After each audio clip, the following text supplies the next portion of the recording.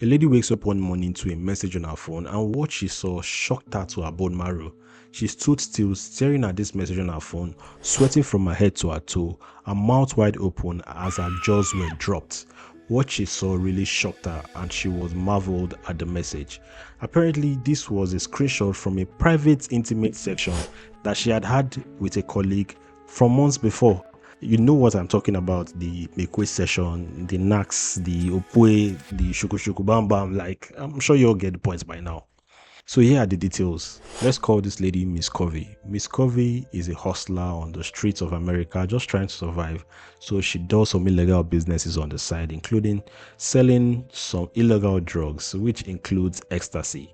So on the counts of the ecstasy she sells, she met a guy on a Facebook group, and from there these two people became friends, and he became a buyer to her drug that she was selling. And on this fateful day, these two meet for the first time, just for him to buy ecstasy from her. And buying the drugs and testing the drugs, these two people became high, went on cloud nine, and apparently did the Mekwe session, the Shuku Shuku Bam Bam, the Nax, the Opwe. So in the course of their session, this guy, let's call him Mr. Curry, brought out a phone and taped the whole process of their intimate session. So they had the one night stand and went back to their respective locations like all was well. So this guy, Mr. Curry, eventually sent this video to Miss Covey, and she had the video.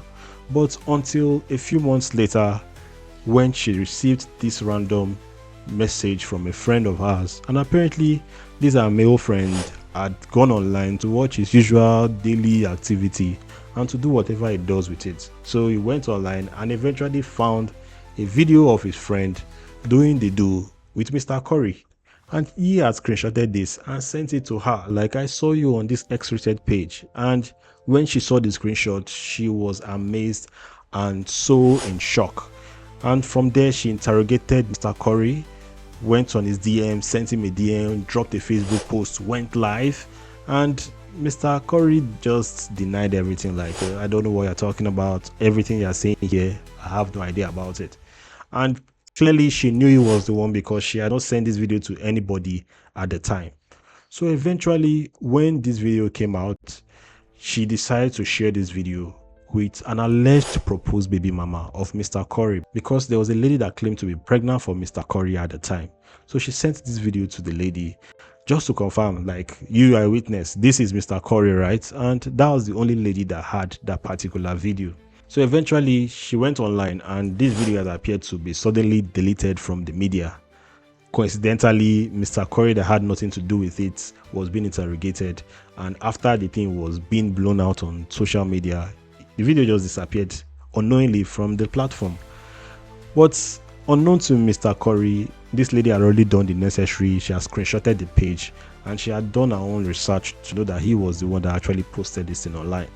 So eventually she sued Mr. Curry to court, and Miss Covey in court told the judge about the whole situation, that, hey, this is the man that me and him, we had a one night stand, and after the one night stand we went our separate ways, only for a few months later for me to see by a friend that my intimate Mekwe session, my Opwe session, has been, you know what I mean, posted online. And the judge asked Mr. Curry that, dude, you have been accused of all these many things. Are you guilty? Did you do this? Did you post this online? Did you drop all these things? And the man denied everything, that I don't know anything about it, Judge. I've never seen this woman before. Me and this woman have never done any action before. Like, he denied everything totally. And he was very nonchalant with it. His body language was showing someone that is guilty, but trying to hide it within the shadows that, hello, I'm living in denial.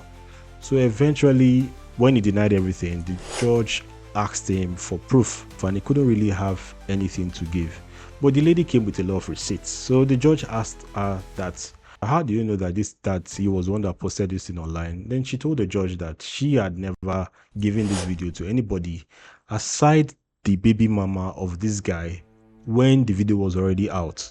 So the judge also asked to see the video, because the judge needed to see the video to know what she was dealing with. And by the way, the judge is a female judge. So the judge looked at the video, and when the judge looked at the video, the judge saw these two people, Mr. Curry and Miss Covey, doing the do. But apparently, since Mr. Curry's face wasn't showing in the video.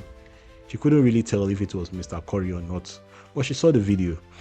So Mr. Corey had already filed a counter claim against Miss Covey that Miss Covey defamed him, and the judge asked him, on what grounds did Miss Covey defame you? And he said that he's a married man and that Miss Covey defamed him, and his wife is now aware of the intimate Mikwe session and Opwe session that he had with Miss Covey in the past, and that has affected his reputation and his image. And the judge laughed at him that, okay, you are claiming that you're an innocent guy, but apparently your wife has heard about this, and if you are so innocent, you know who's going to recognize you in that particular video. It is your wife. So this made Mr. Corey speechless and out of words. He couldn't really say anything to defend himself at this point.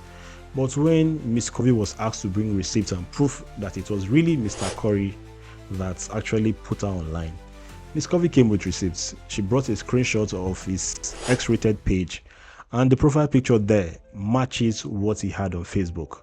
It was just his eyes on the X-rated page, but that eyes was like an extract of what he had on his own Facebook profile picture. So this couldn't be argued anymore. Miss Covey won the case, and she was granted a $5,000 fine that Mr. Corey had to pay.